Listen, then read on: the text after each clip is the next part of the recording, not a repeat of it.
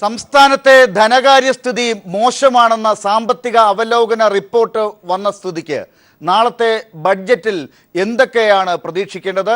ചർച്ചയിൽ പങ്കെടുക്കുന്നത് MLA-മാരായ രാജു എബ്രഹാം, അനിൽ അക്കര എന്നിവർ, ഒപ്പം സംസ്ഥാന ആസൂത്രണ ബോർഡ് അംഗം doctor KN Harilal, doctor Fazal Gafoor എന്നിവർ. ഡോക്ടർ KN ഹരിലാൽ, ഇന്ന് പുറത്തു വന്ന സാമ്പത്തിക അവലോകന റിപ്പോർട്ടിനെ താങ്കൾ എങ്ങനെയാണ് വളരെ ചുരുക്കം വാക്കുകളിൽ വിശകലനം ചെയ്യുക? കേരളത്തിൻ്റെ പൊതുവിലുള്ള സാമ്പത്തിക സ്ഥിതി അത് വിലയിരുത്തുന്നുണ്ട്. പക്ഷേ അതേസമയം നമ്മൾ മനസ്സിലാക്കേണ്ട ഒരു കാര്യം, കേരളത്തിലെ എക്കണോമിക് റിവ്യൂവിന് ഒരു പരിമിതിയുണ്ട്.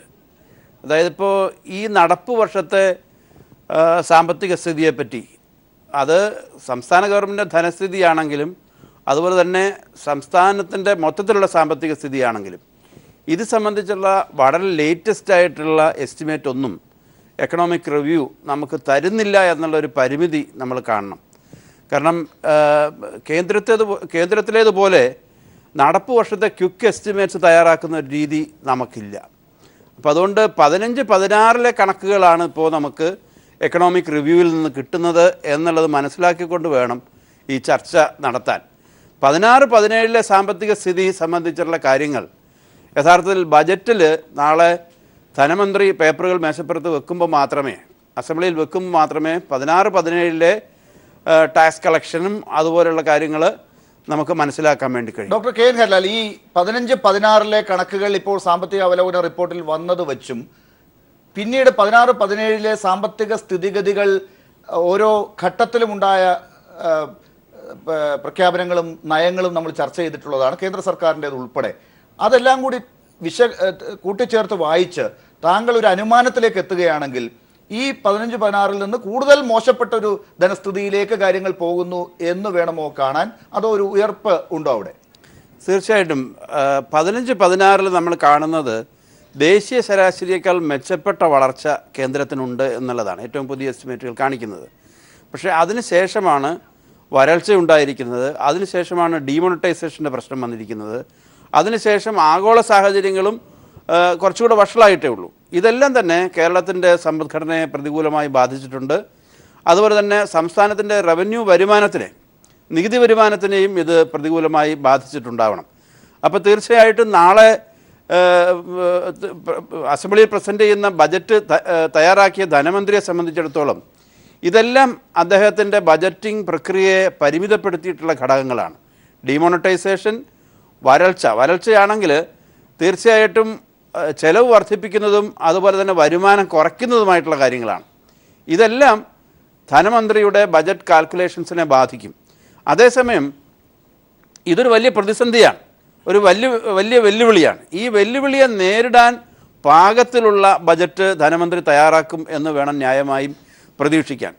അദ്ദേഹം തന്നെ നേരത്തെ പല വാർത്താ പരിപാടികളിലും പ്രഖ്യാപിച്ചു കഴിഞ്ഞു അദ്ദേഹത്തിൻ്റേതൊരു മാന്യവിരുദ്ധ ബജറ്റ് ആയിരിക്കും എന്നുള്ളത്. മാന്യത്തിൻ്റെ ഒരു സാഹചര്യം കേരളത്തിലുണ്ട് ചെറുതായ നിലയിൽ. അതിനെ അതിജീവിക്കുന്നതിനാവശ്യമായ പ്രഖ്യാപനങ്ങൾ നാളത്തെ ബജറ്റിൽ ഉണ്ടാവും എന്ന് തന്നെ വേണം പ്രതീക്ഷിക്കാൻ. ശ്രീ രാജു എബ്രഹാം, സർക്കാരിൻ്റെ പ്രതിനിധികൾക്കാണ്, ഭരണപക്ഷത്തുള്ളവർക്കാണ് നാളത്തെ ബഡ്ജറ്റിനെ കൂടുതൽ പ്രതിരോധിക്കേണ്ടി വരുന്നത്.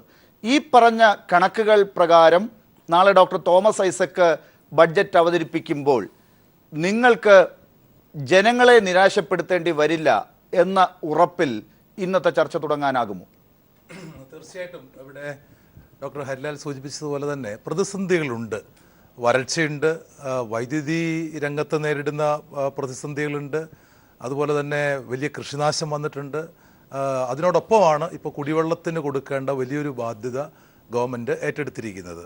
അപ്പോൾ ഇങ്ങനെയുള്ള പ്രതിസന്ധികൾ ഉണ്ട്. അതോടൊപ്പം തന്നെ ഈ വർഷത്തെ വരുമാനം നോക്കുമ്പോൾ ടൂറിസം രംഗം വലിയ തകർച്ചയെ നേരിട്ടുകൊണ്ടിരിക്കുകയാണ്. 8% കുറവ് 15-16 തന്നെ വന്നു കഴിഞ്ഞിരിക്കുന്നു. സ്വാഭാവികമായിട്ടും ഈ വർഷം അതിൻ്റെ ഇരട്ടിയിലേറെ വരും.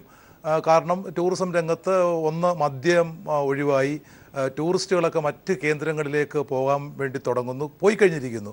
ഇവിടേക്ക് ടൂറിസ്റ്റുകളുടെ എണ്ണം ഇപ്പോൾ 14-15 1.5 ലക്ഷം എന്നുള്ളത് കേരള 1 ലക്ഷത്തിനോട് അടുത്ത് വരികയാണ്. അപ്പോൾ വലിയ ഒരു ഇടിവാണ് വിദേശ ടൂറിസ്റ്റുകളുടെ കാര്യത്തിൽ മാത്രം വന്നിരിക്കുന്നത്. ആഭ്യന്തര ടൂറിസം രംഗത്തും ഇതേപോലെ തന്നെ ഏതാണ്ട് 10% ഷോർട്ടേജ് വന്നിരിക്കുകയാണ്. അതുപോലെ തന്നെ 5000 കോടിയിലധികം രൂപ ലോട്ടറിയുടെ ഇനത്തിൽ നമുക്കിപ്പോൾ നഷ്ടപ്പെടുന്ന ഒരു കാഴ്ചയാണ് ഇപ്പോൾ കാണാൻ കഴിയുന്നത്. അപ്പോൾ ഇതെല്ലാം കൂടെ വന്നു കഴിയുമ്പോൾ വലിയൊരു സാമ്പത്തിക ഞെരുക്കത്തിലേക്ക് കാര്യങ്ങൾ പോകുന്നു. പക്ഷേ ഈ സാമ്പത്തിക ഞെരുക്കങ്ങളുണ്ടെങ്കിലും ഈ പ്രതിസന്ധിക്കിടയിലും ചില നല്ല കാര്യങ്ങൾ ചെയ്യാൻ വേണ്ടി കഴിഞ്ഞു എന്നുള്ളതും ഏറ്റവും സ്വാഗതാർഹമാണ്. ഇപ്പോൾ ODF ശൗചാലയമില്ലാത്ത ലക്ഷത്തിലധികം ആളുകൾക്ക് ശൗചാലയങ്ങൾ കൊടുത്തുകൊണ്ട് ഏറ്റവും മാതൃകാപരമായി എത്രയോ വർഷങ്ങളായി പാവപ്പെട്ട ആളുകൾ ആവശ്യപ്പെടുന്ന ഒരു പ്രധാനപ്പെട്ട കാര്യമായിരുന്നു. അത് ഈ ചുരുങ്ങിയ സമയത്തിനുള്ളിൽ മാസങ്ങൾക്കുള്ളിൽ തന്നെ നടപ്പിലാക്കിക്കൊണ്ട് വളരെ വിസ്മയകരമായ ഒരു പ്രവർത്തനം നടത്താൻ വേണ്ടി കഴിഞ്ഞു. അതുപോലെ തന്നെ കെട്ടിക്കിടന്ന പെൻഷൻ കുടിശ്ശിക 40 ലക്ഷത്തോളം ആളുകൾക്ക് കൊടുക്കാൻ വലിയൊരു സംഖ്യ വേണ്ടി വന്നു. അപ്പോൾ ഈ പ്രതിസന്ധിക്കിടയിലും ഒരു നല്ല ശുഭാപ്തി വിശ്വാസം നമുക്ക് നൽകുന്ന രൂപത്തിലാണ് കാര്യങ്ങൾ നീങ്ങുന്നത് എന്നുള്ളത് കൊണ്ട് തന്നെ ഈ ബഡ്ജറ്റ് നമുക്ക് തീർച്ചയായിട്ടും നമുക്ക് ജനങ്ങളോട് പറയാൻ കഴിയും, അതിനെ പ്രതിരോധിക്കാൻ കഴിയും. ഒട്ടേറെ ഉത്തരവാദിത്തങ്ങൾ ഈ ബഡ്ജറ്റ് ഏറ്റെടുക്കേണ്ടതായിട്ടുണ്ട്. ഈ പരിമിതിക്കുള്ളിൽ ഇതൊക്കെ ഏറ്റെടുക്കുമ്പോൾ ധനകാര്യമന്ത്രി തോമസ് ഐസക്ക് ഏറ്റെടുക്കുമ്പോൾ തീർച്ചയായിട്ടും നമുക്ക് അതിനെ നല്ലവണ്ണം സ്വാഗതം ചെയ്യാൻ കഴിയും. ശ്രീ അനിൽ അക്കര, പ്രതിപക്ഷം സാധാരണ ഏത് പ്രതിപക്ഷമാണെങ്കിലും ഒരു ധനകാര്യമന്ത്രി ബഡ്ജറ്റ് അവതരിപ്പിച്ചു കഴിഞ്ഞാൽ നിരാശാജനകം എന്ന വാക്ക് പറയാറാണ് പതിവ്. പക്ഷേ ഇപ്പോൾ സാമ്പത്തിക അവലോകന റിപ്പോർട്ട് പറയുന്നത് പോലെ ഈ പറയുന്ന പ്രതിസന്ധികൾ ഉണ്ട്. വിവിധ സർക്കാരുകളുടെ പ്രവർത്തനങ്ങൾ മൂലമുണ്ടായിട്ടുള്ള പ്രതിസന്ധികളുണ്ട്. പ്രകൃതിയുടെ വിരോധ തലത്തിലുള്ള ഇടപെടലുകൾ കാരണമുള്ള വരൾച്ച പോലെയുള്ള പ്രശ്നങ്ങളുണ്ട്. ഇതൊക്കെ മനസ്സിലാക്കിക്കൊണ്ടുള്ള ഒരു ബഡ്ജറ്റ് വരുമ്പോൾ കാര്യമായി നിങ്ങൾക്ക് പറയാൻ ഉണ്ടാകില്ല. കാരണം സ്ഥിതിഗതികൾ ഇവിടെ മുന്നിലുണ്ട് എന്നതാണോ കാണേണ്ടി വരിക? പ്രതീക്ഷ എന്താണ്? എല്ലാം ശരിയാക്കും എന്ന് പറഞ്ഞൊരു ഗവൺമെൻറ്റാണ് ഇപ്പോൾ ഭരിച്ചുകൊണ്ടിരിക്കുന്നത്. 2016-17 തോമസ് ഐസക്കിൻ്റെ ബഡ്ജറ്റ് എൻ്റെ കയ്യിലിരിക്കുന്നുണ്ട്. ഇതിനകത്ത് ഒരു പദ്ധതി പോലും നേരാൻ വണ്ണം തുടങ്ങാൻ ഇവർക്ക് കഴിഞ്ഞിട്ടില്ല. ആകെ പറയുന്ന അവകാശവാദം ഞാൻ അംഗീകരിക്കുകയാണ്. 33 ലക്ഷത്തോളം ആളുകൾക്ക് പെൻഷൻ കൊടുത്തു ആദ്യ റൗണ്ടിൽ. അത് വളരെ നല്ല കാര്യമാണ്, സ്വാഗതം ചെയ്യാൻ. പക്ഷെ രണ്ടാമതായപ്പോൾ 5.5 ലക്ഷം ആളുകളുടെ പെൻഷനെ ഒരു വെട്ടിക്കുറച്ചു. എന്ത് ചെയ്യണമെന്ന് നോക്കാൻ പറ്റാതെ നിൽക്കുകയാണ്. പിന്നെ ഇവിടെ പറഞ്ഞതുപോലെ വരൾച്ച, അങ്ങനെ ഓരോരോ കാര്യങ്ങളൂടെ പറയാൻ. കഴിഞ്ഞ തവണത്തെ ബഡ്ജറ്റിൽ പറഞ്ഞത് ഒരു മാന്യവിരുദ്ധ പാക്കേജ് 20,000 കോടി രൂപയുടെ അല്ലെങ്കിൽ 12,000 കോടി രൂപയുടെ മാന്യവിരുദ്ധ പാക്കേജ് ഉണ്ടാക്കുന്നു. ആ മാന്യവിരുദ്ധ പാക്കേജിൻ്റെ അടിസ്ഥാനത്തിൽ കിഫ്ബിയിൽ കൊണ്ടുവരുന്നു. 4,000 കോടി രൂപയുടെ പദ്ധതി കഴിഞ്ഞ വർഷം കൊടുത്തു എന്ന് പറയുന്നു, ഇത് കാണാനില്ല. ഈ വർഷം ഏതാണ്ട് 1,400 കോടി രൂപയുടെ പ്രപ്പോസലുകൾ കിഫ്ബിയിൽ വരാൻ പോവുകയാണ്. അങ്ങനെ കോടാനുകോടി രൂപയുടെ പ്രോജക്റ്റുകൾ കിഫ്ബിയിൽ വരികയാണ്. ഒരു പദ്ധതിക്ക് പോലും AS കൊടുത്ത് പദ്ധതി ആരംഭിച്ചിട്ടില്ല. ഉദ്ഘാടനങ്ങൾ നടക്കുന്നത് കഴിഞ്ഞ ഗവൺമെൻറ് കാലത്താണ്. എനിക്ക് തോന്നുന്നത് ഇപ്പോൾ ഒരു വലിയ തന്ത്രം 2 ദിവസമായിട്ട് കേരള സമൂഹത്തിനടുത്ത് വരികയാണ്. എല്ലാം ശരിയാക്കുമെന്നാണ് പറഞ്ഞത്. ഇപ്പോൾ എല്ലാവരെയും പൂസാക്കുന്ന സർക്കാരാണ്. ഞങ്ങൾ എല്ലാവരെയും പൂസാക്കും, എല്ലാവരെയും ശരിയാക്കുമെന്ന് പറഞ്ഞ മുദ്രാവാക്യം മാറ്റി ഞങ്ങൾ എല്ലാവരെയും പൂസാക്കും എന്ന് പറഞ്ഞാൽ മദ്യം ഒഴുക്കാൻ പോവുകയാണ്. അതാണ് ഇപ്പോൾ പറഞ്ഞു വരുന്നത് ഓരോ വിഷയത്തിൽ. കഴിഞ്ഞ ഗവൺമെൻറ് ബഡ്ജറ്റിനകത്ത് വളരെ രസകരമായ പ്രസംഗമാണ്. ശ്രീനാരായണ ഗുരുവിനെ കൂട്ടുപിടിച്ച് അല്ലെങ്കിൽ അദ്ദേഹത്തെ പുകഴ്ത്തിക്കൊണ്ട് പറഞ്ഞ പ്രസംഗമാണ്. എനിക്കത് സന്തോഷമുള്ള കാര്യമാണ്. ഇത്തവണ നരേന്ദ്രമോദിയുടെ ചീട്ട് മുന്നിൽ വെച്ച് വേണം പ്രസംഗിക്കാൻ. കാരണം ഇത് നരേന്ദ്രമോദി ഉണ്ടാക്കിയ കുഴപ്പമാണ്. പിന്നെ നോട്ട് നിരോധനമാണ് എൻ്റെ പ്രശ്നം തുടങ്ങിയ വിഷയമാണ് പറയുന്നത്. വരൾച്ചയെ നേരിടാൻ പോവുകയെന്നാണ് പറയുന്നത്. വരൾച്ചയെ നേരിടുന്നത് ഏപ്രിൽ മാസത്തിലോ മെയ് മാസത്തിലോ ആരംഭിക്കുന്ന പദ്ധതി പ്രവർത്തനത്തിൻ്റെ ഭാഗമായിട്ടാണോ? വരൾച്ചയെ ആരംഭിക്കേണ്ടത് ഇപ്പോഴാണ്. ഇപ്പോൾ വരൾച്ച നടന്നുകൊണ്ടിരിക്കുകയാണ്. ഈ വരൾച്ചയെ മറികടക്കാൻ ഈ സമയത്ത് എന്തൊക്കെ ചെയ്യണം? എനിക്ക് മനസ്സിലായത്, ഞാനൊരു പൊതുപ്രവർത്തന എന്ന രീതിയിൽ ഈ വരൾച്ചയെ ഒരു അനുഗ്രഹമായിട്ട് കാണുന്ന ഒരാളാണ്.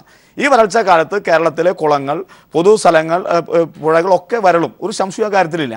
ഇപ്പം നമുക്ക് അതെല്ലാം വൃത്തിയാക്കി അടുത്ത വരും തലമുറയ്ക്ക് ആവശ്യമായ വെള്ളം സംഭരിക്കാൻ കഴിയുന്ന രീതിയിലേക്ക് നമ്മുടെ കുളങ്ങളെ, പുഴകളെ ഒക്കെ മാറ്റി വൃത്തിയുള്ള പുഴകളാക്കി, വൃത്തിയുള്ള കുളങ്ങളാക്കി, ജലസംഭരണത്തിൻ്റെ അളവ് വർദ്ധിപ്പിക്കുന്ന വലിയ സ്രോതസ്സുകളാക്കി മാറ്റണം. അതിനാകെ കൊടുത്തിട്ടുള്ളത് ആ 29 കോടി രൂപയാണ്. ആ 29 കോടി രൂപ 140 മണ്ഡലത്തിൽ ചെലവഴിക്കാൻ കഴിയുമോ? ഈ വരൾച്ചയെ ഒരു അനുഗ്രഹമാക്കി വരുന്ന തലമുറയ്ക്ക് കാലഘട്ടങ്ങൾ കഴിഞ്ഞാലും എത്ര വർഷം കഴിഞ്ഞാലും ഉപയോഗപ്പെടുത്താവുന്ന രീതിയിലേക്ക് ഈ വരൾച്ചയെ അനുഗ്രഹമാക്കി ഇത് ഒരു പാഠമായി കൊണ്ടുകൊണ്ട് ഇപ്പോൾ ഫണ്ട് ഇറക്കണം. ഇപ്പോൾ ഫണ്ട് ഗ്രാമങ്ങളിലേക്ക് കൊടുക്കണം, പഞ്ചായത്തുകളിലേക്ക് കൊടുക്കണം. പഞ്ചായത്തുകൾ കൊടുത്താൽ ഇപ്പം എന്താ സ്ഥിതി? പഞ്ചായത്തുകളുടെ പ്ലാൻ ഫണ്ട് എക്സ്പെൻഡിച്ചർ 30% നിൽക്കുകയാണ്. ആകെ റോഡുകളുടെ ബില്ല് വരുമ്പോഴാണ് ഇനി കൂടാൻ പോകുന്നത്. ഞാൻ പറഞ്ഞു വരുന്നത്, ഈ ഗവൺമെൻറ്റിന് കഴിഞ്ഞ ഗവൺമെൻറ്റിൻ്റെ കുറ്റങ്ങൾ പറയാൻ കഴിഞ്ഞ ബഡ്ജറ്റ് കാലത്ത് സമയമുണ്ടായിരുന്നു. ഒരു കടപത്രം അല്ല ഒരു ധവളപത്രം ഇറക്കി. ഈ വർഷം 2016-17 ധവളപത്രം ഇറക്കിയാൽ തോമസ് ഐസക് രാജിവെക്കേണ്ടി വരും. തോമസ് ഐസക് ഞാൻ വെല്ലുവിളിച്ച് സംസാരിക്കാൻ 2016-17 സാമ്പത്തിക വർഷത്തിൽ പ്ലാൻ ഫണ്ട് ഇനത്തിൽ എത്ര ശതമാനം ചെലവഴിച്ചു? ചരിത്രത്തിലാദ്യമായി പ്ലാൻ ഫണ്ട് എക്സ്പെൻഡിച്ചറിൽ കുറവ് വന്നിരിക്കുകയാണ്. എല്ലാ കാലങ്ങളും മുന്നോട്ട് പോയിരുന്ന പ്ലാൻ ഫണ്ട് എക്സ്പെൻഡിച്ചർ കുറവ് വന്നിരിക്കുകയാണ്. തുക വെച്ച് കഴിഞ്ഞ ഗവൺമെൻറ് കാലത്ത് കൂട്ടിയിട്ട് കാര്യം നമ്മുടെ പ്ലാൻ ഫണ്ട് ഈ വർഷം കൂടിയിരിക്കുകയാണ്. അപ്പോൾ ഞാൻ സൂചിപ്പിക്കുന്നത്, കഴിഞ്ഞ തവണ നമുക്ക് ഉമ്മൻചാണ്ടിയെയോ അല്ലെങ്കിൽ UDFൻ്റെ ഗവൺമെൻറ് കുറ്റം പറയാമായിരുന്നു. 5 വർഷക്കാലം ഇവർ കുറ്റം പറഞ്ഞുകൊണ്ടിരിക്കുമോ?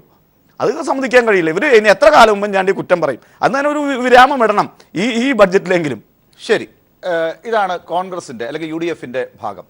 ഡോക്ടർ ഫസൽ ഗഫൂർ, അങ്ങ് പൊതുവെ കാര്യങ്ങളെ നിരീക്ഷിക്കുന്ന ഒരാളെന്നുള്ള നിലയ്ക്കാണ് ഈ ചർച്ചയിൽ പങ്കെടുക്കുന്നത്. വിദ്യാഭ്യാസവുമായി ബന്ധപ്പെട്ടും ആരോഗ്യ മേഖലയിലും ചലച്ചിത്ര മേഖലയിലും ചലച്ചിത്ര വ്യവസായവുമായി ബന്ധപ്പെട്ട മേഖലയിലും പ്രവാസികളെ കുറിച്ചുമൊക്കെ താങ്കൾക്ക് കാര്യങ്ങൾ പറയാൻ സാധിക്കുന്നതാണ്. എങ്ങനെ നാളത്തെ ബഡ്ജറ്റിനെ താങ്കൾ ഇപ്പോൾ നോക്കിക്കാണുന്നു? എൻ്റെ അഭിപ്രായത്തിൽ തോമസ് ഐസക് എത്ര മിടുക്കനാണെങ്കിലും വളരെ പ്രയാസമുള്ള ഒരു കാര്യമാണ് നേരിടാൻ. ഞാൻ നിങ്ങളുടെ മുമ്പിൽ ചെറിയ കണക്കുകൾ വെക്കാം. നമ്മൾ എന്തൊക്കെ പറഞ്ഞാലും വേണ്ടില്ല. ഞാനൊരു കൊട്ടേഷൻ പറഞ്ഞുതരാം. We are a socialist state which is running upon capitalist അല്ലേ ഫണ്ടിങ് ഫ്രം ഫോറിൻ കൺട്രീസ് എന്നാണ് കേരളത്തെ പറ്റി പറഞ്ഞിട്ടുള്ളത്.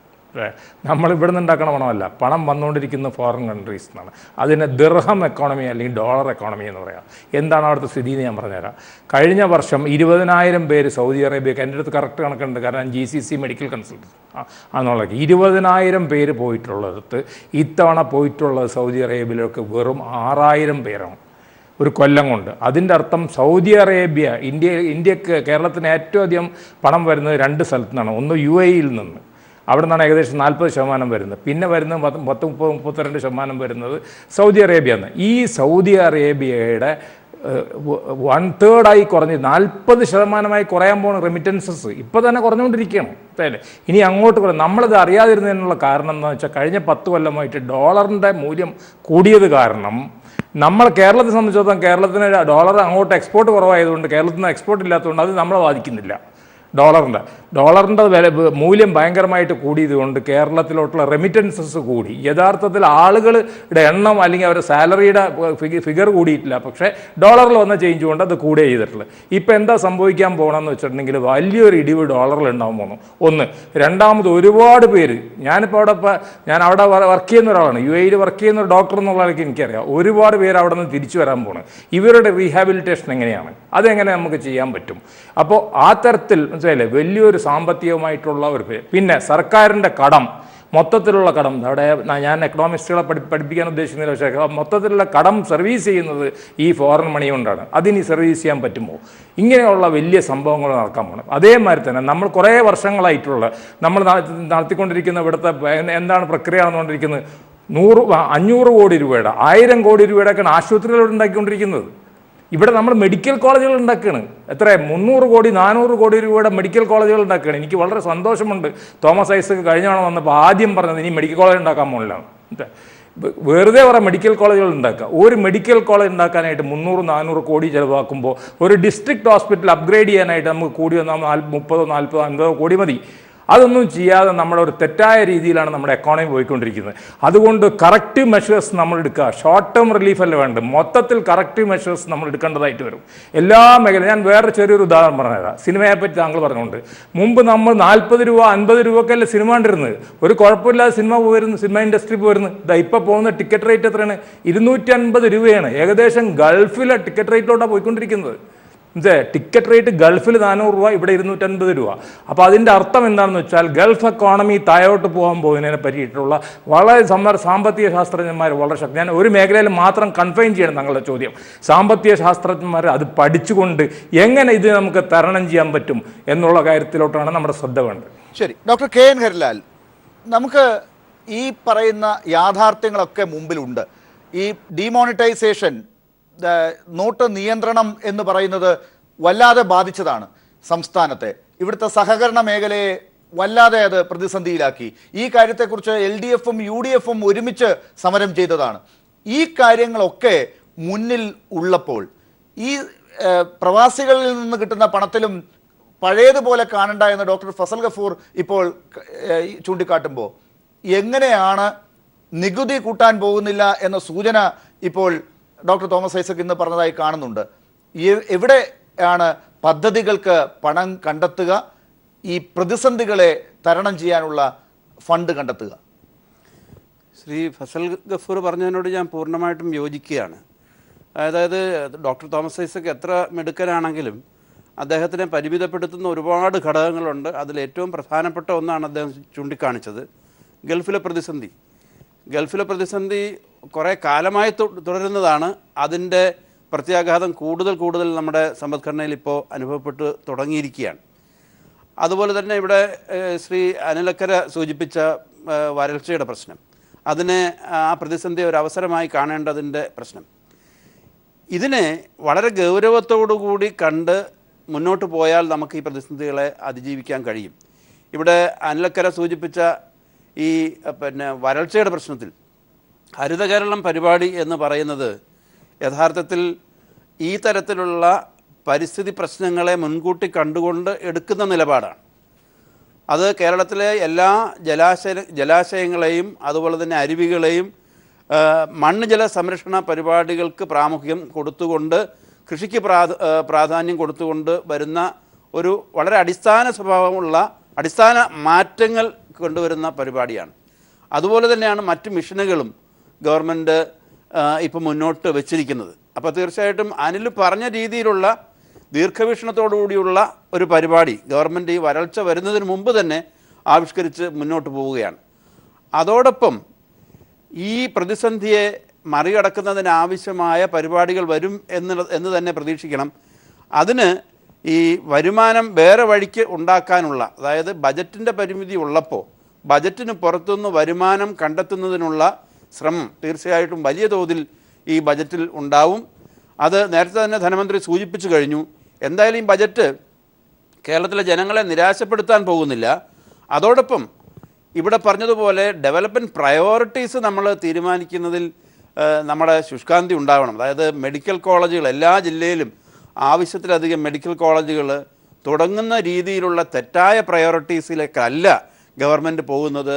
അതിന് നേരെ തിരിച്ച് ഇവിടെ ഡോക്ടർ സൂചിപ്പിച്ചതുപോലെ നമ്മുടെ പൊതുജനാരോഗ്യ സംവിധാനത്തെ ശക്തിപ്പെടുത്തുന്ന തരത്തിൽ, അവിടെ ക്രമീകരണം കൊണ്ടുവരുന്ന തരത്തിൽ, കുറേ കാലം നമ്മൾ മറന്നുപോയ പൊതുജനാരോഗ്യത്തിൻ്റെ പ്രയോറിറ്റീസിന് ഊന്നൽ കൊടുക്കുന്ന തരത്തിലുള്ള മാറ്റങ്ങളാണ് വന്നുകൊണ്ടിരിക്കുന്നത്. അതുപോലെ തന്നെ നമ്മൾ കുറേ കാലമായി മറന്ന ഇൻഫ്രാസ്ട്രക്ചർ രംഗത്തെ ഇൻവെസ്റ്റ്മെൻറ്റ്, അതിലൊക്കെ വലിയ മാറ്റം തീർച്ചയായിട്ടും ഈ ബജറ്റിലുണ്ടാവും.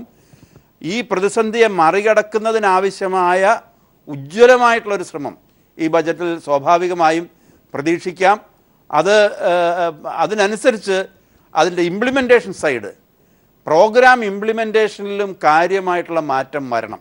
ഇവിടെ ശ്രീ അനിൽ സൂചിപ്പിച്ച കാര്യം എടുത്തു പറയാൻ ഞാൻ ആഗ്രഹിക്കുകയാണ്. പ്ലാൻ എക്സ്പെൻഡിച്ചറിൽ അവസാനത്തെ കണക്ക് വരുമ്പോൾ ഈ വർഷം കാര്യമായ കുറവൊന്നും ഉണ്ടാവില്ല എന്ന് മാത്രമല്ല, മുൻ വർഷങ്ങളെക്കാളും മെച്ചപ്പെട്ട പ്രകടനം വരും. ഇവിടെ സൂചിപ്പിച്ച ഈ പെൻഷൻ ഫണ്ട് 1500 കോടി രൂപയോളം കേരള ഗവൺമെൻറ് അതിനുവേണ്ടി അധികമായി ചെലവഴിച്ചിരിക്കുകയാണ്. അത് പ്ലാനിൻ്റെ കണക്കിൽ ഇപ്പോൾ വന്നിട്ടില്ല. അതൊരു സാങ്കേതികമായിട്ടുള്ള കാര്യമാണ്. ആ കണക്കുകൂടെ വരുമ്പോൾ ഒരുപക്ഷെ കഴിഞ്ഞ 2-3 വർഷക്കാലത്തെ ക്കാളും മെച്ചപ്പെട്ട പ്ലാൻ എക്സ്പെൻഡിച്ചർ ഈ 16-17 രേഖപ്പെടുത്തും എന്നാണ് ഞാൻ പ്രതീക്ഷിക്കുന്നത്. ശ്രീ രാജു എബ്രഹാം, നേരത്തെ ശ്രീ അനിൽ അക്കര ഒരു പ്രതിപക്ഷത്തിൻ്റെ നാളെയും മറ്റന്നാളും ഒക്കെ ആയി പറയാൻ പോകുന്ന ചില വാക്കുകൾ ആണ് എടുത്ത് പ്രയോഗിച്ചത്. എല്ലാവരെയും പൂസാക്കാൻ പോകുന്നു എന്നർത്ഥത്തിൽ. ഈ മദ്യം ബഡ്ജറ്റിൻ്റെ കാര്യത്തിൽ പ്രധാനപ്പെട്ട ഒരു താവളമായിരുന്നു എന്നുള്ളത് നമുക്കറിയാം. നമ്മുടെ സംസ്ഥാനം ഒരുപാട് പണം കണ്ടെത്തിയിരുന്നത് ഈ ബിവറേജസ് കോർപ്പറേഷനിൽ നിന്ന് തന്നെയാണ്. ശമ്പളം കൊടുക്കാൻ പോലും അവിടെയാണ് നോക്കിയിരുന്നത് പലപ്പോഴും സംസ്ഥാന സർക്കാരുകൾ. ഈ ധനകാര്യമന്ത്രി ഇപ്പോൾ തന്നെ സൂചിപ്പിച്ചു കഴിഞ്ഞു, മാറ്റമുണ്ടാകേണ്ടതുണ്ട്. ടൂറിസം മേഖലയ്ക്ക് ജീവൻ വയ്ക്കാൻ ഈ മദ്യനയത്തിൻ്റെ കാര്യത്തിൽ ചില പുനർവിചിന്തനം ഉണ്ടാകേണ്ടതുണ്ട് എന്ന് പലരും അതിനെ തൊട്ട് പ്രസ്താവനകൾ നടത്തിയിട്ടുമുണ്ട്. ബഡ്ജറ്റ് അതിനെ അധികരിച്ച് മുന്നോട്ട് പോകും എന്ന് കാണേണ്ടതുണ്ടോ? അനിൽ അക്കര അവിടെയാണ് നോക്കിയിരിക്കുന്നത്. എങ്ങനെ ധനകാര്യമന്ത്രി ഈ മദ്യത്തെ തൊട്ടും തൊടാതെയും ബഡ്ജറ്റിലൂടെ പോകും എന്ന്? ഇതിനകത്ത് അനിൽ കണ്ട രണ്ട് മൂന്നെണ്ണം രാഷ്ട്രീയമാണ്. ഒന്ന് നോട്ട് പറഞ്ഞുകൊണ്ടായിരിക്കും ഇനി മൻമോഹൻ സിംഗിനെ അവതരിപ്പിക്കുക, മോഡിയെ അവതരിപ്പിക്കുക. അപ്പോൾ നമുക്കിപ്പോൾ UDF നടത്തിയ പ്രചരണ ജാഥയുടെ ഏറ്റവും ആദ്യത്തെ മുദ്രാവാക്യം തന്നെ നോട്ടില്ല എന്നുള്ളൊരു മുദ്രാവാക്യമായിരുന്നു. അത് അദ്ദേഹം മറന്നോ എന്നാണ് എനിക്ക് തോന്നുന്നത്. നോട്ടില്ലാത്തതൊരു വലിയ പ്രതിസന്ധിയാണ്. നവംബറിന് ശേഷം നമ്മുടെ തദ്ദേശ സ്വയംഭരണ സ്ഥാപനങ്ങളുടെ പ്ലാൻ എക്സ്പെൻഡിച്ചറിൽ തന്നെ വലിയ കോട്ട ഉണ്ടായതിൻ്റെ ഒന്നാമത്തെ പ്രശ്നം 1-2 മാസം നേരിട്ട നോട്ട് പ്രതിസന്ധി തന്നെയാണ്. അതിലത്തെ നിയന്ത്രണങ്ങളുണ്ടായിരുന്നു, ട്രഷറി ബാൻ ഉണ്ടായിരുന്നു. അപ്പോൾ ആ ഒരു പ്രതിസന്ധിയെ നമുക്ക് ചെറുതായി കാണാൻ കഴിയില്ല. അതുമൂലം സമ്പദ് വ്യവസ്ഥയ്ക്ക് വരുന്ന 10 വർഷത്തേന് പ്രശ്നങ്ങൾ ഉണ്ടാകുമെന്നാണ് കോൺഗ്രസിൻ്റെ നേതാക്കന്മാർ തന്നെ ഡൽഹിയിൽ പറയുന്നത്. അപ്പോൾ അത്രയൊരു പ്രശ്നം നമുക്ക് അഡ്രസ്സ് ചെയ്യേണ്ട എന്ന് അനിൽ ഇത് പറഞ്ഞത് എനിക്കൊരു അത്ഭുതത്തോടെയാണ് കേട്ടത്. രണ്ടാമത്തെ പ്രശ്നം, മദ്യത്തെ സംബന്ധിച്ചിടത്തോളം ഇപ്പോൾ ആരെയും മദ്യം കുടിപ്പിക്കണമെന്നോ പൂസാക്കണമെന്നോ പറയുന്നതല്ല. ഞങ്ങളുടെ പ്രസ്ഥാനം തന്നെ ഭരണഘടനയ്ക്കകത്ത് തന്നെ മദ്യപിക്കാൻ പാടില്ല എന്ന് പറയുന്ന ഒരു രാഷ്ട്രീയ പ്രസ്ഥാനത്തിൻ്റെ പ്രതിനിധിയാണ് ഞാൻ. പക്ഷേ കേരളത്തെ സംബന്ധിച്ചിടത്തോളം ഒരു യാഥാർത്ഥ്യമാണ് ഞാൻ മുമ്പ് പറഞ്ഞത്. ടൂറിസം രംഗത്ത് ഏതാണ്ട് കഴിഞ്ഞ വർഷം തന്നെ 8% കുറവുണ്ടായിരിക്കുന്നു. അത് ഇപ്പോൾ ഇരട്ടിയിൽ കൂടുതൽ കുറവുണ്ടായിരിക്കുന്നു. അത് ഈ വെള്ളം കൂടെ വരൾച്ചയോടെ വന്ന സ്ഥിതിക്ക് ഇന്ന് കണ്ട വാർത്തകൾ ആളുകൾ ഇങ്ങോട്ട് വരുന്നില്ല എന്നുള്ള രൂപത്തിലേക്കാണ് കാര്യങ്ങൾ പോകുന്നത്. അപ്പം ഈ ടൂറിസ്റ്റുകൾക്ക് മറ്റൊട്ടേറെ രാജ്യങ്ങളിൽ എല്ലാ സംവിധാനങ്ങളും ഉണ്ട്, അവരവിടേക്ക് പോകുന്നു. നമുക്ക് ഏറ്റവും പ്രതീക്ഷയുള്ളത് ഒന്ന് ടൂറിസമാണ്, ഒന്ന് IT ആണ്. അങ്ങനെയുള്ള പ്രതീക്ഷകളുടെ ഒരു ഭാഗം അസ്തമിക്കുമ്പോൾ സ്വാഭാവികമായിട്ടും ഒരു പുനർചിന്തനം. ഇപ്പം മദ്യനിരോധനം ഇവിടെ ഏതായാലും ഇവിടുത്തെ ജനങ്ങളെ സൂചിപ്പിക്കാൻ വേണ്ടി ഉണ്ടാക്കിയൊന്നുമല്ല. അന്ന് ഉമ്മൻചാണ്ടിയും അതുപോലെ തന്നെ VM സുധീരനും തമ്മിലടിച്ചപ്പോൾ വാശിക്ക് ചെയ്ത ഒരു നിരോധനം അതെല്ലാവർക്കും അറിയാവുന്ന കാര്യമാണ്. പിന്നീട് കോടതി അത് സാധൂകരിച്ചെന്ന് മാത്രം. അപ്പോൾ അതിനെ ഇപ്പോൾ ഒന്ന് നമുക്ക് ആ നിലയിൽ മാത്രമേ നമുക്ക് കാണാൻ കഴിയത്തുള്ളൂ. പക്ഷേ കേരളത്തിന് വരുമാനം വേണം. ഇവിടെ ഡോക്ടർ എല്ലാവരും സൂചിപ്പിച്ചതുപോലെ തന്നെ നമുക്ക് മൂലധന നിക്ഷേപത്തിൽ നമുക്ക് എന്ത് ചെയ്യാൻ പറ്റും? കിഫ്ബി ആരംഭിച്ചത് തന്നെ ആ പ്രതീക്ഷയോടെയാണ്.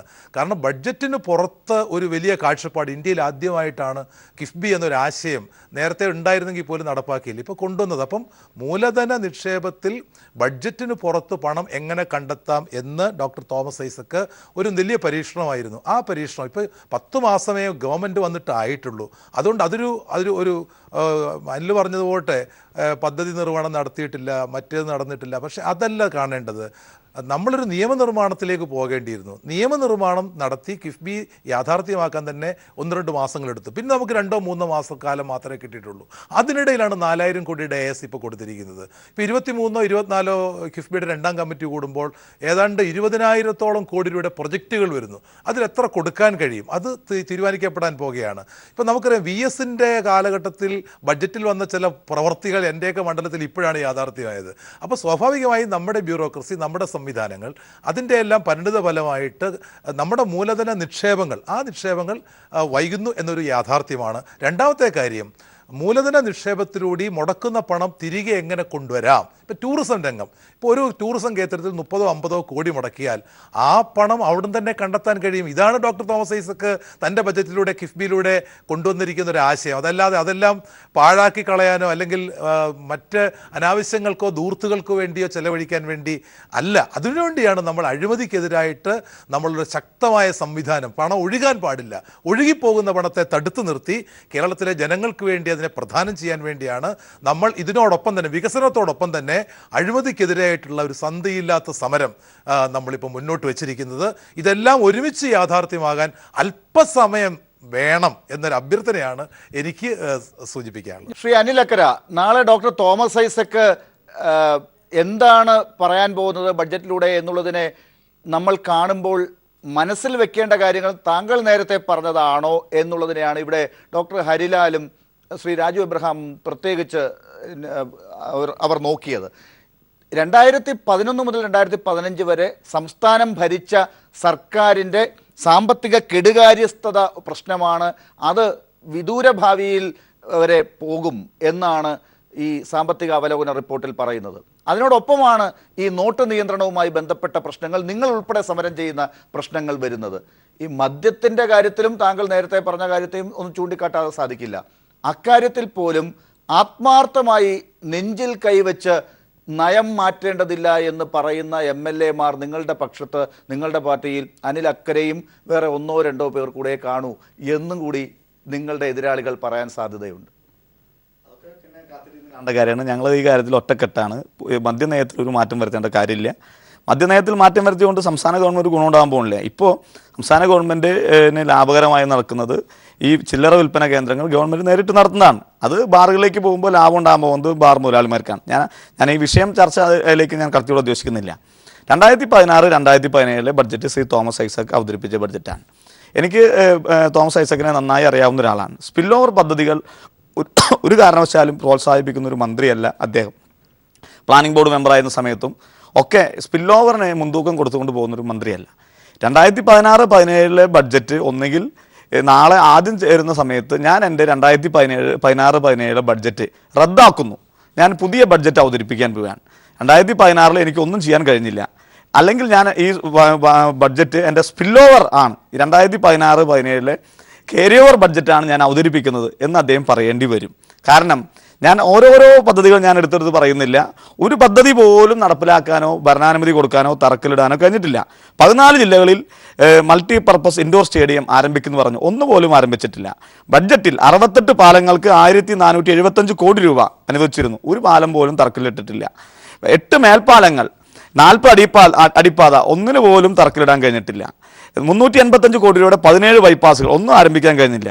137 റോഡുകൾ, ഒന്നും കൊടുക്കാൻ കഴിഞ്ഞില്ല.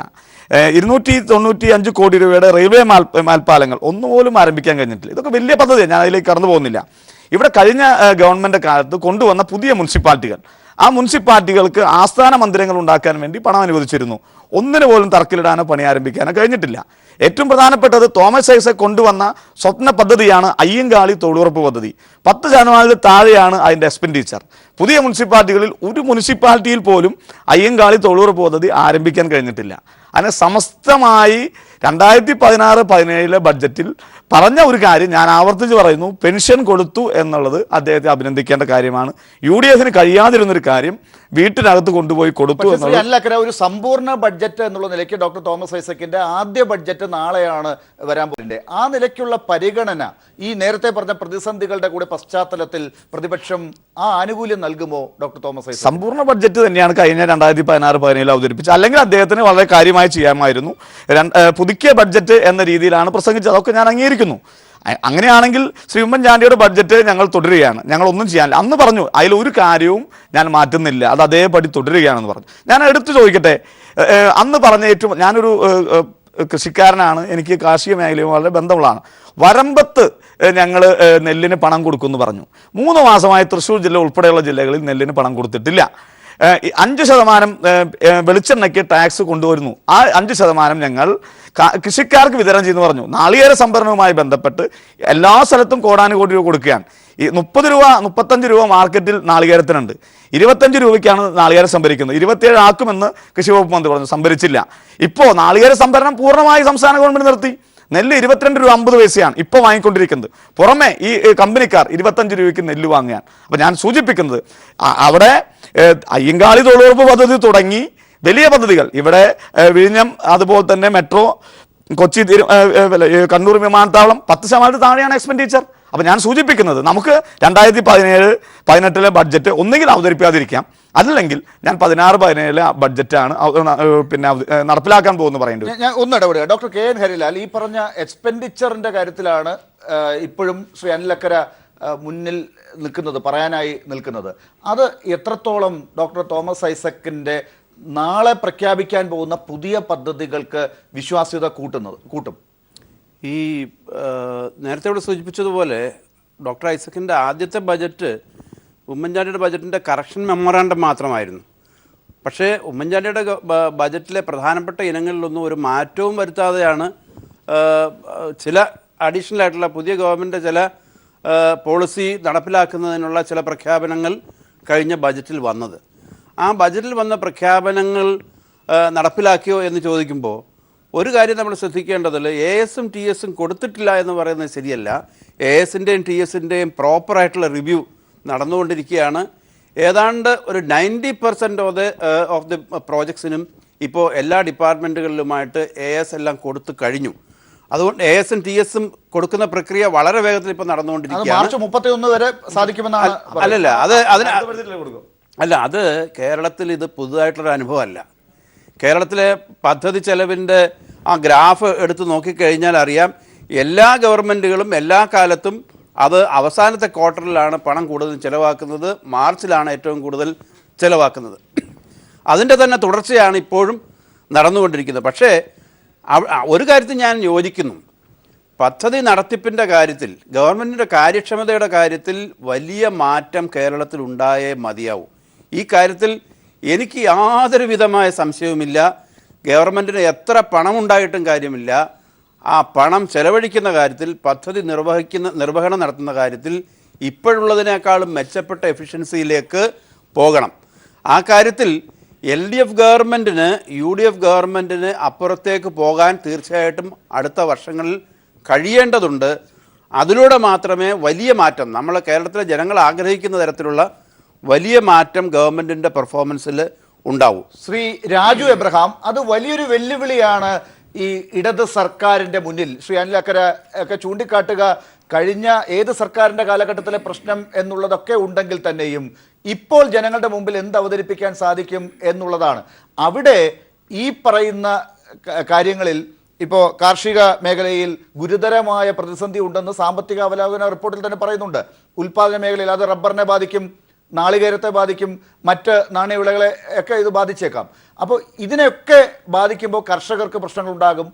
നോട്ട് നിയന്ത്രണവുമായി ബന്ധപ്പെട്ട് മത്സ്യമേഖലയിൽ തുടക്കത്തിൽ തന്നെ ഇവിടെ LDF-ഉം UDF-ഉം ഒരുമിച്ച് പറഞ്ഞതാണ് ഈ കേരളത്തിൻ്റെ അസംഘടിത മേഖലകളിൽ ഉള്ള കച്ചവടങ്ങളെ ഇത് ബാധിക്കുന്നുവെന്ന്. പക്ഷേ ഈ ബഡ്ജറ്റ് വരുമ്പോൾ അവർ എന്താണ് തങ്ങൾക്ക് വേണ്ടി ഈ സർക്കാർ കരുതി വച്ചിരിക്കുന്നത് എന്ന് നോക്കും. അവിടെയൊക്കെ ഈ നാളത്തെ പ്രതിപക്ഷത്തിൻ്റെ വിമർശനങ്ങൾക്ക് അപ്പുറമുള്ള കാര്യങ്ങൾ ഡോക്ടർ തോമസ് ഐസക്കിൻ്റെ മാന്ത്രിക പ്രഖ്യാപനങ്ങളിലൂടെ ഉണ്ടാകും എന്ന് കാണാൻ സാധിക്കുമോ? ലാല, ഇതിനകത്ത് കാണേണ്ട ഒരു കാര്യം, കിഫ്ബിയുടെ നിയമനിർമ്മാണം നടന്നിട്ട് 7 മാസമായിട്ടുള്ളൂ. ആ നിയമനിർമ്മാണം നടത്തി കഴിഞ്ഞ ശേഷമാണ് ഇവിടെ നമ്മുടെ നിർമ്മാണ പ്രവർത്തനങ്ങളുടെ ഭരണാനുമതി നൽകിയിട്ടുള്ളത്.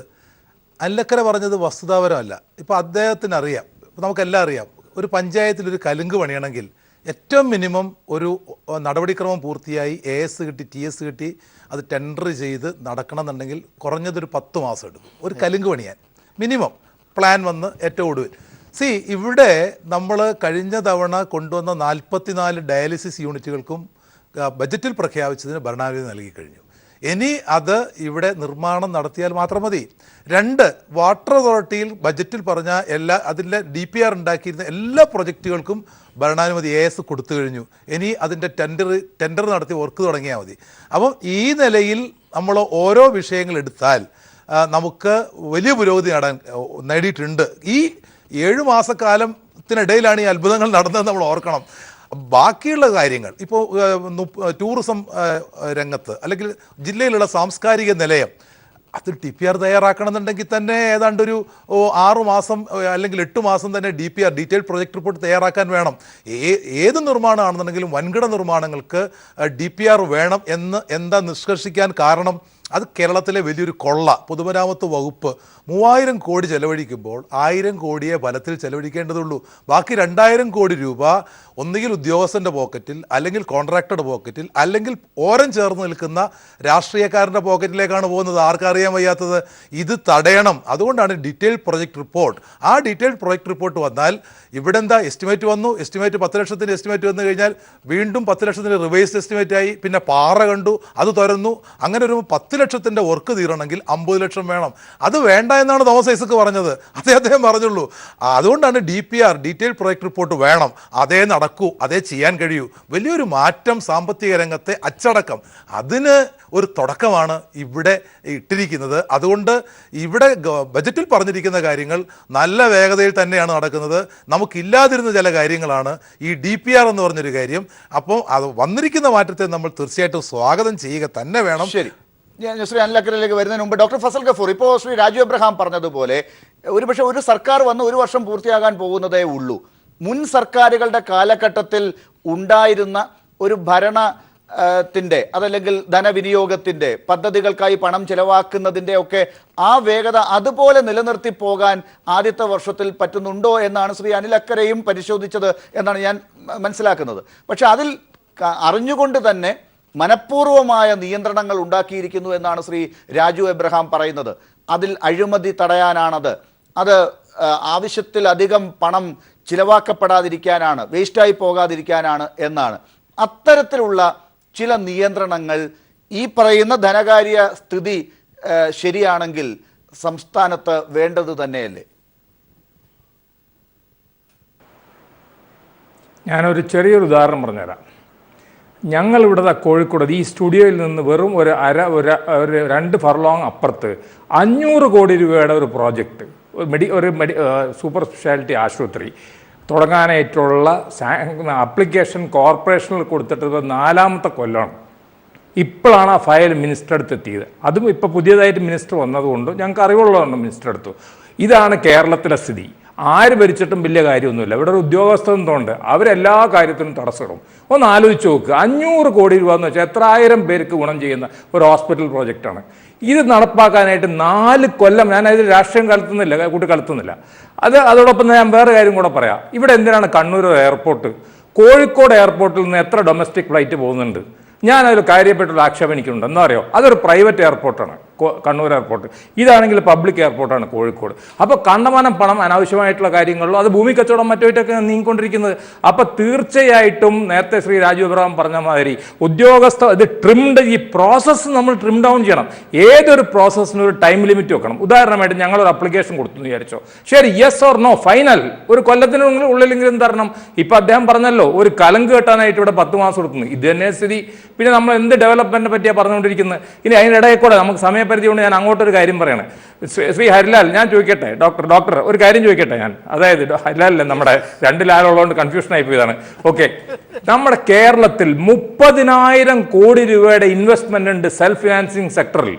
25 മെഡിക്കൽ കോളേജ്, 160 എഞ്ചിനീയറിംഗ് കോളേജ്, ഈ 10-400 arts and science college, 100 nursing college, 100 BEd college.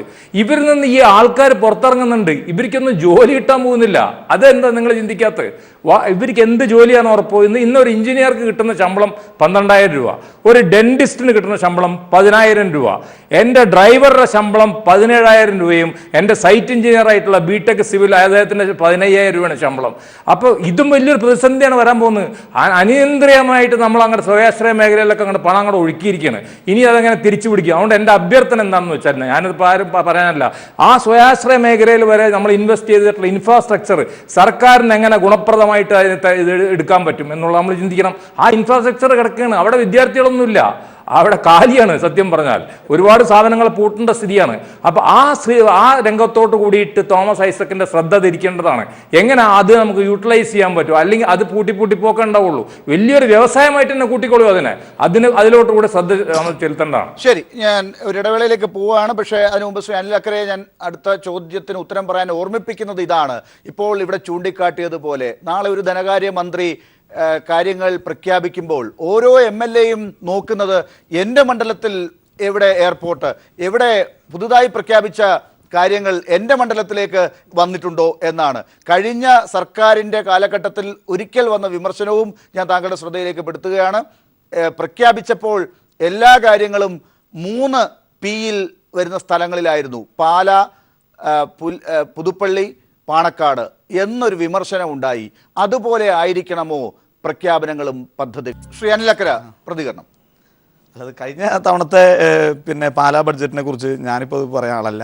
അത് 5 വർഷം കഴിഞ്ഞ് ഞങ്ങൾ പരാജയപ്പെട്ടിരിക്കുക. ഇനി അത് തന്നെ ഞങ്ങളുടെ തലയിൽ വെച്ചേണ്ട കാര്യമില്ല. അല്ല, അതുപോലെയുള്ള പദ്ധതികൾ ആണോ വേണ്ടത്? നിങ്ങളും ഇത്തവണ ഡോക്ടർ തോമസ് ഐസക്കിനെ ഒരു പരിധി വരെ ഓരോ MLAക്കും അവരവരുടെ മണ്ഡലത്തിലേക്ക് പോകുമ്പോൾ ഈ പ്രഖ്യാപിച്ചതിൽ ഒരു കഷ്ണം എൻ്റെ മണ്ഡലത്തിലും വേണമെന്ന് പറയാനുള്ളൊരു ആഗ്രഹം ഉണ്ടാകുമല്ലോ.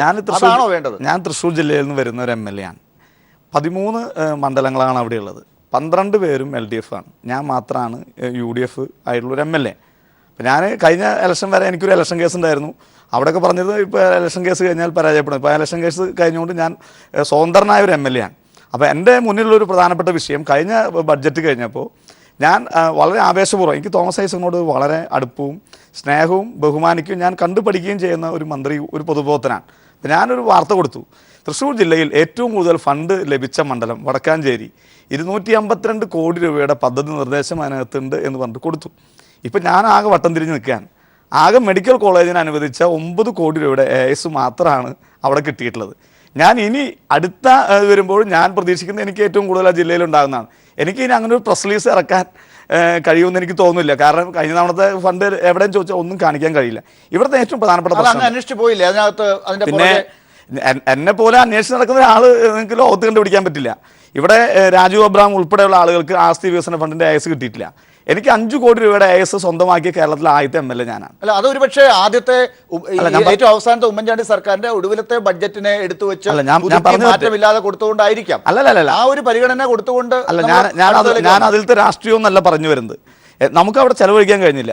ഈ സംസ്ഥാനത്ത് ഏറ്റവും ആദ്യം ആസ്തി വികസന ഫണ്ടിന്റെ 5 കോടി രൂപയുടെ AS വാങ്ങിയ കേരളത്തിലെ ആദ്യത്തെ MLA ഞാനാണ്. വേറെ ആർക്കും കിട്ടിയിട്ടില്ല. അപ്പോൾ ഞാൻ എൻ്റെ MLA ഫണ്ട് 100% AS വാങ്ങി 100% എക്സ്പെൻഡിച്ചർ ആക്കാൻ വലിയ ശ്രമം നടത്തുന്ന ആളാണ്. പദ്ധതി എൻ്റെ പഞ്ചായത്ത് പ്രവർത്തനക്കാരില്ല സാറിന് ഉൾപ്പെടെയുള്ള ആൾക്കാരെ. എൻ്റെ പ്രശ്നം അതല്ല.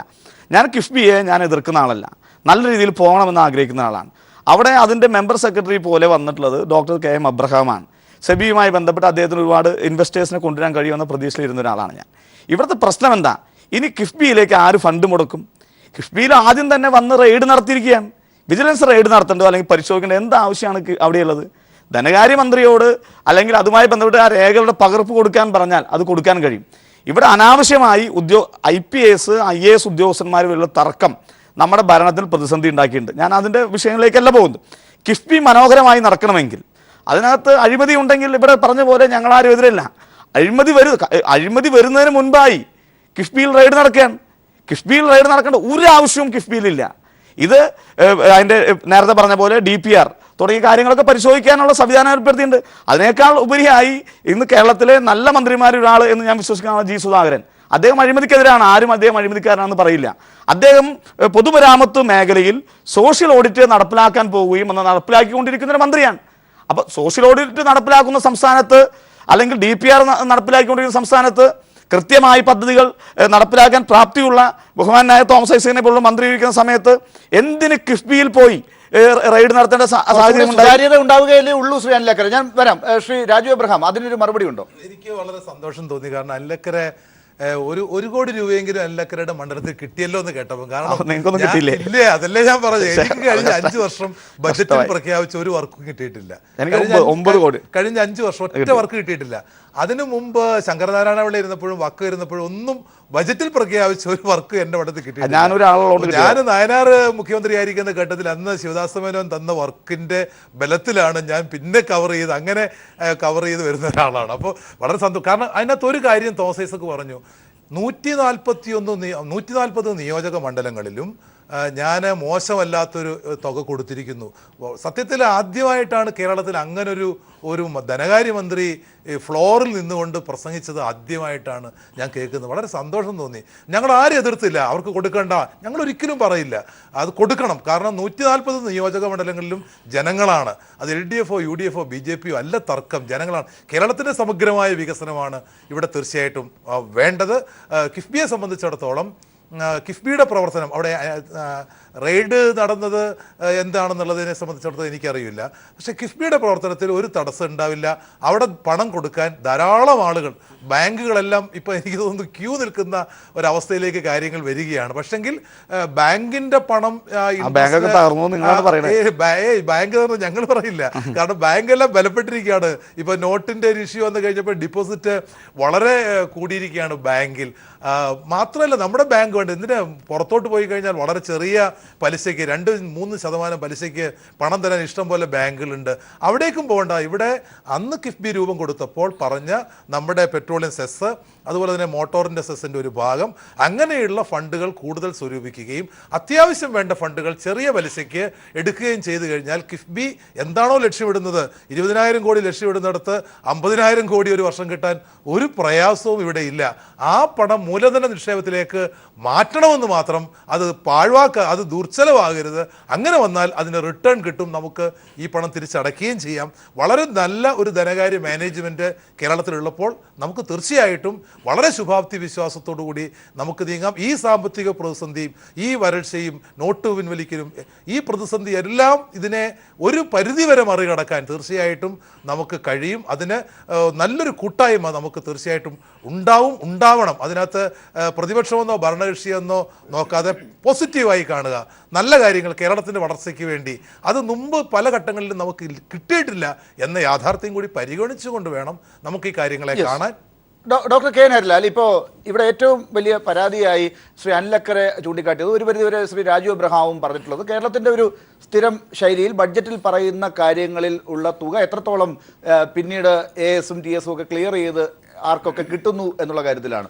അതിലൊക്കെ കൂടി ഒരു പുതിയ അച്ചടക്കം പാലിക്കുന്ന ധനകാര്യ മന്ത്രിയെ വേണമോ ഈ ധനകാര്യ സ്ഥിതി വിളംബരം ചെയ്തിരിക്കുന്ന ഘട്ടത്തിൽ ഇപ്പോൾ കാണേണ്ടത്?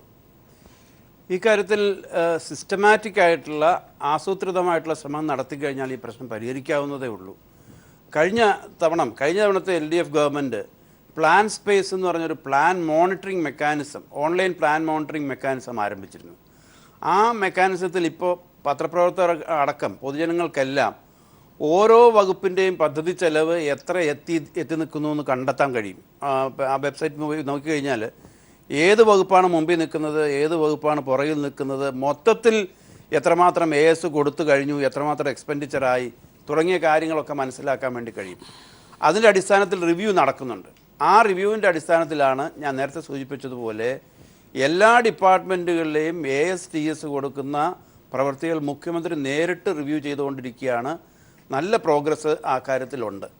ഇനി രണ്ടാമത്, മുഖ്യമന്ത്രി തന്നെ പ്ലാൻ റിവ്യൂകളിൽ അദ്ദേഹം പുതിയൊരു ഡിസിപ്ലിൻ കൊണ്ടുവരുന്നുണ്ട്. അതായത് അദ്ദേഹം പറയുന്നത്, അത് ഇൻസിസ്റ്റ് ചെയ്ത് ഗവൺമെൻറ് നയമായി ഉത്തരവുകളടക്കം പുറത്തു കഴിഞ്ഞിരിക്കുന്നു. എല്ലാ ക്വാർട്ടറിലും എല്ലാ 3 മാസവും ചെലവാക്കേണ്ട പണം കൃത്യമായി നിജപ്പെടുത്തിയിട്ട് അവസാനത്തെ ക്വാർട്ടറിൽ 30% താഴെ പണമേ അനുവദിക്കൂ, അതിനു മുമ്പ് പണം ചെലവ് ചെയ്തു കൊള്ളണമെന്ന് എല്ലാ ഡിപ്പാർട്ട്മെൻറ്റുകളോടും പറഞ്ഞുകൊണ്ടിരിക്കുകയാണ്. അപ്പോൾ ഈ പദ്ധതി ചെലവിൻ്റെ കാര്യത്തിൽ വരുന്ന വർഷങ്ങളിൽ കൃത്യമായ ഒരു ഡിസിപ്ലിനിങ്, അച്ചടക്കം ഉണ്ടാവും. അതിനുള്ള നീക്കങ്ങൾ തുടങ്ങിക്കഴിഞ്ഞു. ഒരു കാര്യം ഇവിടെ പറയാൻ ആഗ്രഹിക്കുകയാണ്, അടുത്ത വർഷത്തേക്ക് AS കൊടുക്കേണ്ട പ്രവൃത്തി ഇപ്പം തന്നെ ഗവൺമെൻറ് ആരംഭിച്ചിരിക്കുകയാണ്. പുതിയ പ്ലാനിൽ വരുന്ന സ്കീമുകളുടെ അതിൻ്റെ ഒരു ഭാഗമെടുത്ത് 30% സ്കീമുകൾ എടുത്തിട്ട് അഡ്വാൻസ് ആയിട്ട് AS കൊടുക്കേണ്ട പരിപാടികൾ എല്ലാ ഡിപ്പാർട്ട്മെൻറ്റുകളിലും അതിൻ്റെ കമ്മിറ്റികൾ വിവിധ സെക്രട്ടറിമാരുടെ നേതൃത്വത്തിൽ നടന്നുകൊണ്ടിരിക്കുകയാണ്. ആ തരത്തിലുള്ള ഒരു അഡ്വാൻസ് ആയിട്ടുള്ള ആസൂത്രിതമായിട്ടുള്ള ശ്രമം പദ്ധതി നിർവഹണത്തിൻ്റെ കാര്യത്തിൽ നടക്കുകയാണ്. അത് അത്യാവശ്യമാണ്. കാര്യമായിട്ടുള്ള ഇമ്പ്രൂവ്മെൻറ്റ് പദ്ധതി നിർവഹണത്തിൻ്റെ കാര്യത്തിൽ 17-18 ഉണ്ടാവും. അത് ഈ സർക്കാരിൻ്റെ ഒരു പ്രധാനപ്പെട്ട സംഭാവനയായിരിക്കും എന്നുള്ള കാര്യത്തിൽ 2 മിനിറ്റിൽ താഴെ മാത്രമാണ് എനിക്ക് ചർച്ചയുള്ളത്. ഞാൻ ശ്രീ അനിലക്കരയിലും ശ്രീ രാജു എബ്രഹാമിലും പ്രധാനമായും കേന്ദ്രീകരിക്കുകയാണ്. നേരത്തെ ഡോക്ടർ ഫസൽ ഗഫൂറും ഒക്കെ ചൂണ്ടിക്കാട്ടിയ ഒരു കാര്യമുണ്ട് ശ്രീ അനിലക്കര. അതായത് ആവശ്യത്തിൽ കൂടുതൽ സ്കൂളുകളും അല്ലെങ്കിൽ കോഴ്സുകളും ഒക്കെ അനുവദിച്ച് അത് എല്ലാം കൊണ്ടുപോകുന്നതിൻ്റെ ഭാഗമായി അത് സംസ്ഥാനത്തിന് പ്രയോജനമില്ലാന്ന് മാത്രമല്ല അധിക ചെലവ് വരുന്നു, ഇതെല്ലാം നടത്തിക്കൊണ്ടു പോകുന്നതിൻ്റെ ബുദ്ധിമുട്ടുകൾ ഉണ്ടാകുന്നു. അപ്പോൾ ഇവിടെ ഡോക്ടർ കെ ഹരിലാൽ നേരത്തെ ചൂണ്ടിക്കാട്ടിയതുപോലെ ഒരു അച്ചടക്കം ഡോക്ടർ തോമസ് ഐസക് ഉദ്ദേശിക്കുന്നുണ്ടെങ്കിൽ ഇത് ആവശ്യപ്പെടുന്ന കാര്യത്തിലും സംസ്ഥാനത്തിൻ്റെ മുഴുവൻ പുരോഗതിയും മനസ്സിൽ കണ്ടുകൊണ്ടുള്ള ഒരു ആവശ്യപ്പെടലുകളാണ്, അഭ്യർത്ഥനകളാണ് അംഗങ്ങളിൽ നിന്നും ഉണ്ടാകേണ്ടത്. അത് നിങ്ങളുടെ വിമർശനങ്ങൾ രാഷ്ട്രീയം നോക്കാതെ ഉണ്ടാകുമോ ഒരു പുതിയ കാലത്തിലേക്കുള്ള കാൽവെപ്പ് എന്നുള്ള നിലയ്ക്ക് നാളത്തെ ബഡ്ജറ്റിൽ? ശ്രീ അനിലക്കര, ഇതിനകത്ത് അവസാന ഉപസംഹാരത്തിൽ രേഖപ്പെടുത്തിയിട്ടുണ്ട് സാർ, മലയാളിയുടെ അഭിമാനമായ കവി ONV കുറുപ്പിൻ്റെ വരി അവസാനിപ്പിക്കുന്നു. ആ പിന്നെ ONVയുടെ പേരിലുള്ള ഗ്രാമം, കാവ്യഗ്രാമം, അത് സർക്കാർ ഏറ്റെടുത്തിരിക്കുകയാണ്. ആ പദ്ധതി നടപ്പിലാക്കും. ആ ONVയോട് പോലും ആത്മാർത്ഥയില്ലാതെയായിട്ടാണ് ഈ ബഡ്ജറ്റ് അവസാനിപ്പിച്ചത്. ഇതൊന്ന് വായിച്ചു നോക്കിയിട്ട് വിമർശനത്തിന് ഒരു മറുപടി പറഞ്ഞുകൊണ്ട് നാളത്തെ ബഡ്ജറ്റിൽ എന്തായാലും പുതിയ ഒരു കാൽവെപ്പ് തന്നെ ആയിരിക്കും എന്ന പ്രതീക്ഷയിൽ തന്നെ നമുക്ക് ഈ ചർച്ച അവസാനിപ്പിക്കാമോ? തീർച്ചയായിട്ടും നമുക്ക് ഒരു കേരളത്തിലെ എല്ലാ സ്കൂളും അതിൽ മോഡലായി ഈ 140 സ്കൂളുകൾ സ്മാർട്ടാക്കാൻ വേണ്ടി ഈ തെരഞ്ഞെടുത്ത് കഴിഞ്ഞിരിക്കുന്നു. 45,000 ക്ലാസ് റൂമുകൾ 8 മുതൽ 12 വരെ ഡിജിറ്റലാക്കാൻ വേണ്ടിയുള്ള ഭരണാനുമതി കൊടുത്തു കഴിഞ്ഞിരിക്കുന്നു. തീർച്ചയായിട്ടും നമുക്ക് വലിയ ശുഭാപ്തി വിശ്വാസമുണ്ട്. വരൾച്ചയെ മുന്നിൽ കണ്ടുകൊണ്ട് വരൾച്ച പ്രതിരോധത്തിന് വെള്ളം സംഭരിക്കാൻ കൂടുതൽ അണക്കെട്ടുകൾ, ചെക്ക് ഡാമുകൾ തീർച്ചയായിട്ടും നമുക്ക് വേണ്ടതാണ്. റീചാർജിങ്, വെള്ളത്തിൻ്റെ മഴക്കുഴികൾ, ഇത്തരം കാര്യങ്ങളിലേക്ക് നമ്മൾ പോകണം. വൈദ്യുതിക്ക് നമുക്ക് വലിയ മുൻഗണന കൊടുക്കേണ്ടതായിട്ടുണ്ട്. ഈ നിലയിൽ സമയത്തിന്റെ പരിമിതി കൊണ്ട് മാത്രം ഞാൻ ഇടപെടുകയാണ്. എന്തായാലും പൊതുജനാരോഗ്യം, പൊതുവിദ്യാഭ്യാസം ഇതുപോലെയുള്ള കാര്യങ്ങൾക്ക് മുൻതൂക്കം കൊടുത്തുകൊണ്ട് യാഥാർത്ഥ്യ ബോധത്തോടു കൂടിയുള്ള പ്രഖ്യാപനങ്ങൾ നടത്തുന്ന ഡോക്ടർ തോമസ് ഐസക്കിനെയാണ് നാളെ കാണാനാകുക എന്നാണ് പ്രതീക്ഷ ശ്രീ രാജു എബ്രഹാം മുന്നോട്ട് വച്ചത്. എന്തായാലും വലിയ പ്രഖ്യാപനങ്ങളെക്കാൾ അത് തന്നെയാണ് സംസ്ഥാനം ഈ ധനകാര്യ അച്ചടക്കം പാലിക്കാൻ തയ്യാറെടുക്കേണ്ടി വരുമ്പോൾ വേണ്ടതും. വളരെ നന്ദി ഈ ചർച്ചയിൽ പങ്കെടുത്തതിന് Shri Raju Abraham, Shri Anilakkara, doctor K N Harilal, doctor Fazal Gafoor.